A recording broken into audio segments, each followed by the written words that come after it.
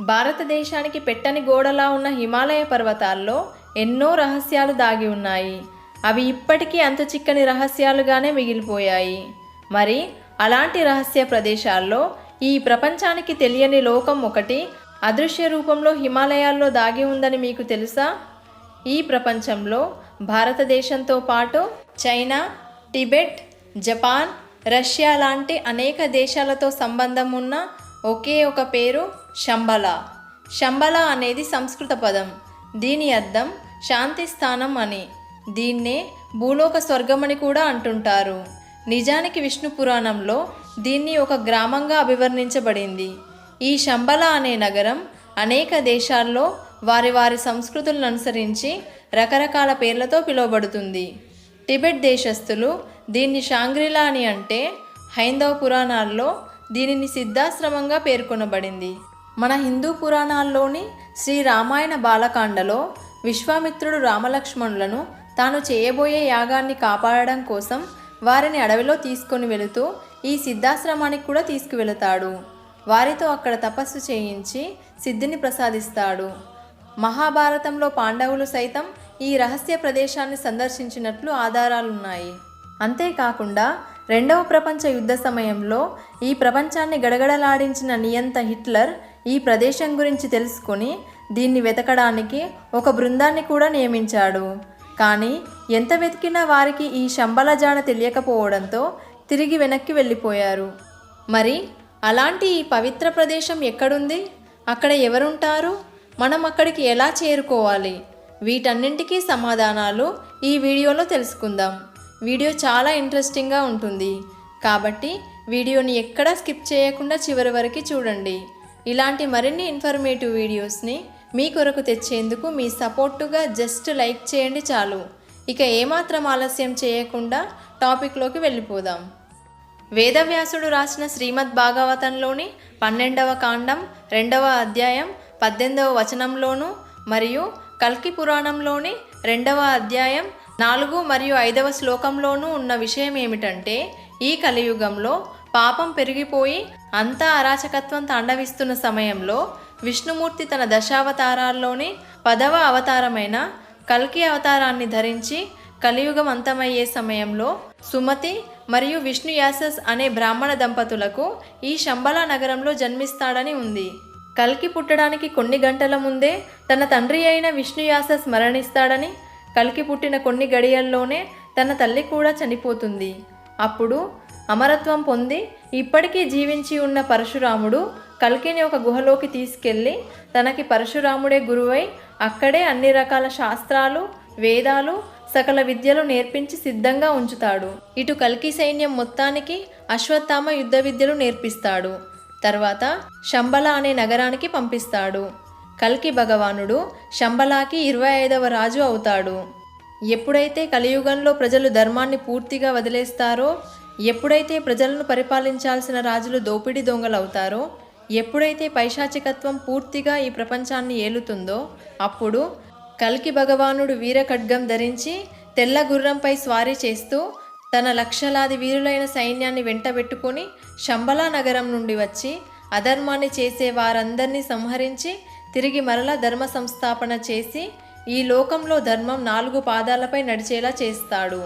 అప్పుడు కలియుగం అంతమై సత్యయుగం మొదలవుతుంది. మరి ఈ శంబల ఎక్కడుంటుంది?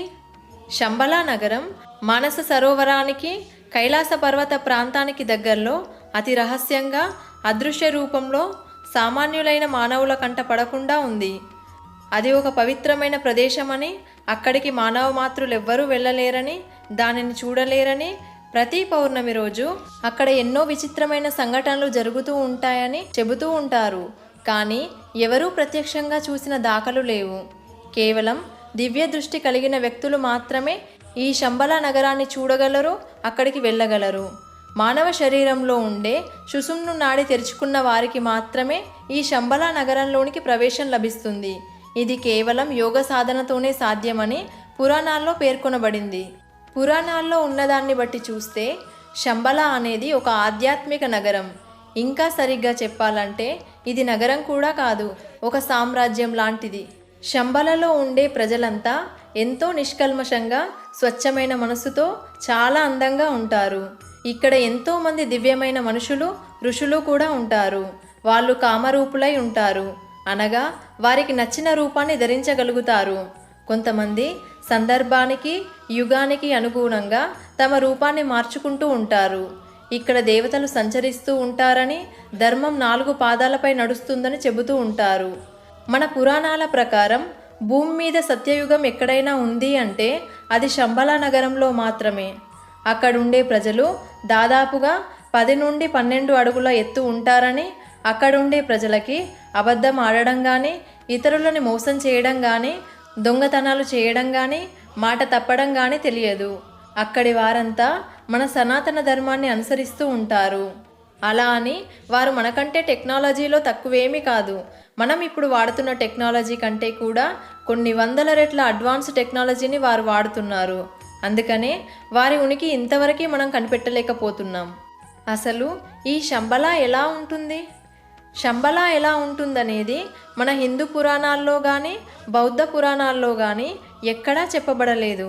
కానీ కొన్ని టిబెటియన్ పుస్తకాల్లో దీని గురించిన ప్రస్తావన ఉంది. శంబలా అనేది 8 ఆకులున్న భారీ తామర పువ్వు ఆకారంలో ఉంటుందని, మరియు దాని చుట్టూ మంచుతో కప్పబడిన పెద్ద పెద్ద కొండలు ఉంటాయని, దీని మధ్యలో 9 అంతస్తుల స్ఫటికపు పర్వతం ఉంటుందని, దానిపైన కల్వ పువ్వు ఆకారంలో ఒక కాలచక్ర మండలం ఉంటుందని, దీన్ని శంబలా యొక్క మొదటి రాజైన సుచాంద్రుడు నిర్మించాడని, మరియు దీని రాజధాని కలాప అని రాయబడి ఉంది. శంబలా గురించి ఇంకా తెలుసుకునే ముందు మనం కొన్నింటి గురించి తెలుసుకోవాలి. జాగ్రత్తగా వినండి. ఈజిప్టులో ఉన్న పిరమిడ్స్ అనేవి 4000 సంవత్సరాలకు ముందే కట్టినవని మనందరికీ తెలిసిందే. అలాంటి భారీ పిరమిడ్స్ ఇప్పుడు మనకు తెలిసిన టెక్నాలజీతో కూడా కట్టలేమంట. మరి ఆ కాలంలోనే ఇంత గొప్ప నిర్మాణాన్ని ఎలా చేయగలిగారంటారు? పిరమిడ్స్లోని ఒక్కో రాయి దాదాపుగా 3 టన్నుల బరువు ఉంటుంది. అలాంటి రాళ్ళు ఒక్కో పిరమిడ్లో 23 లక్షలున్నాయి. అంతటి భారీ రాళ్లను అంత పైకి ఎలా తీసుకెళ్లగలిగారంటారు? ఆయుర్వేదం మనకి పుస్తక రూపంలో సుమారుగా 2500 సంవత్సరాల నుండే తెలుసు. కానీ భవిష్యత్తులో వచ్చే రోగాలకి మందుని మన పూర్వీకులు ముందే ఎలా కనిపెట్టగలిగారు? వీటన్నింటికీ సమాధానం శంబలా. అక్కడి ప్రజలకి అసలు రోగం అంటేనే తెలియదు. వారి జీవన ఆయుష్ కొన్ని వేల సంవత్సరాలుగా ఉంటుంది. మన పురాణాల్లో ఉన్న చిరంజీవులైన హనుమంతుడు, అశ్వత్థామ వంటి చిరంజీవులందరూ అక్కడే ఉన్నారు. వీళ్ళు కాలంతో పాటు ప్రయాణించగలరు, అంటే టైం ట్రావెల్ చేయగలరు. కాబట్టే భవిష్యత్తులో వచ్చే రోగాలకి మందులని ఆయుర్వేదంలో ముందే రాయగలిగారు. మరి మనం శంబలాకి వెళ్ళాలంటే ఏం చేయాలి? మనుషులు కేవలం 3 డైమెన్షన్ వరకు మాత్రమే చూడగలరు, అంతకు మించి చూడలేరు. ఈ 3 డైమెన్షన్తో పాటు 4th and 5th డైమెన్షన్ కూడా ఉంటుంది.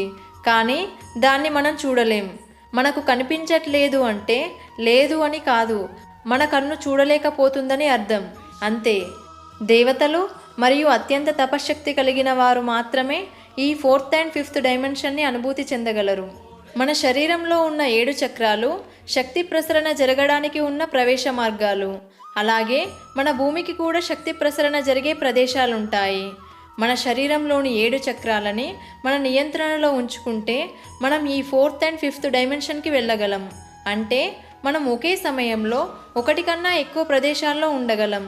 దీనికోసమే ఎంతోమంది మునులు, సాధువులు, సన్యాసులు హిమాలయాల్లోకి వెళ్ళి ప్రయత్నిస్తుంటారు. మనం ఇంట్లో కూర్చుని ధ్యానం చేసేదానికన్నా పిరమిడ్లో కూర్చుని ధ్యానం చేస్తే ఎన్నో రెట్ల ఫలితం ఉంటుంది. అలాగే ఈ భూమి మీద ఉన్న ప్రదేశాల్లో అన్నింటికన్నా అత్యంత శక్తివంతమైన ప్రదేశం హిమాలయాలు. ఈ హిమాలయాల్లో ధ్యానం చేస్తే మామూలుగా వచ్చే ఫలితం కన్నా 1000 రెట్లు ఎక్కువ ఫలితం ఉంటుంది. అందుకే సాధు సన్యాసులంతా హిమాలయాల్లోకి వెళతారు. ఇక్కడ మనం తెలుసుకోవాల్సింది ఏమిటంటే, ఎవరైతే తమ 7 చక్రాలని ప్రేరేపించి వాటిని నియంత్రణలో ఉంచగలుగుతారో వారు శంబలా సామ్రాజ్యాన్ని చూడగలుగుతారు, దాన్ని అనుభూతి చెందగలుగుతారు. ఇది సామాన్య మానవులు ఎవరికీ కనబడదు. కానీ అది కనబడే స్థాయికి మనం చేరుకోవాలంటే ఆ ఫ్రీక్వెన్సీ హిమాలయాల్లోనే దొరుకుతుంది. మీకు ఇంకా క్లియర్గా అర్థం అవ్వాలంటే, మనం ఎవరికైనా ఫోన్ చేయాలంటే ముఖ్యంగా కావాల్సింది సిగ్నల్. ఒకవేళ సిగ్నల్ దొరకకపోతే మనం ఉన్న చోటు నుండి బయటకు వచ్చి సిగ్నల్ కనెక్ట్ అయ్యే ప్రదేశానికి వచ్చి మాట్లాడతాం. అలాగే శంబలా నగరం ఉన్న ప్రదేశాన్ని చూడాలన్నా, దాన్ని అనుభూతి చెందాలన్నా అత్యంత శక్తి ఉన్న హిమాలయాల్లోనే ఆ ఫ్రీక్వెన్సీ దొరుకుతుంది. అందుకనే శంబలా హిమాలయాల్లోనే ఉంటుందని దాని గురించి తెలిసిన మేధావులు అంచనా వేశారు. మరి ఇంతటి శక్తి ఉన్న శంబలాకి వెళ్ళడానికి ఎవరూ ప్రయత్నించలేదా అంటే, దాదాపుగా 2000 సంవత్సరాల నుండి కొన్ని లక్షల మంది ప్రయత్నిస్తూనే ఉన్నారు. నికోలస్ రోరిచ్ అనే పరిశోధకుడు టిబెటియన్ కాలచక్ర తంత్ర అనే పుస్తకాన్ని ఆధారంగా చేసుకుని శంబలాని చేరుకోవడానికి 1924 నుండి 1928 వరకు చాలా ప్రయత్నాలు చేశాడు. ఆయన అక్కడికి వెళ్ళడానికి ముఖ్యమైన కారణం ఏమిటంటే, చింతామణి అనే ఒక అద్భుతమైన రాయి కోసం.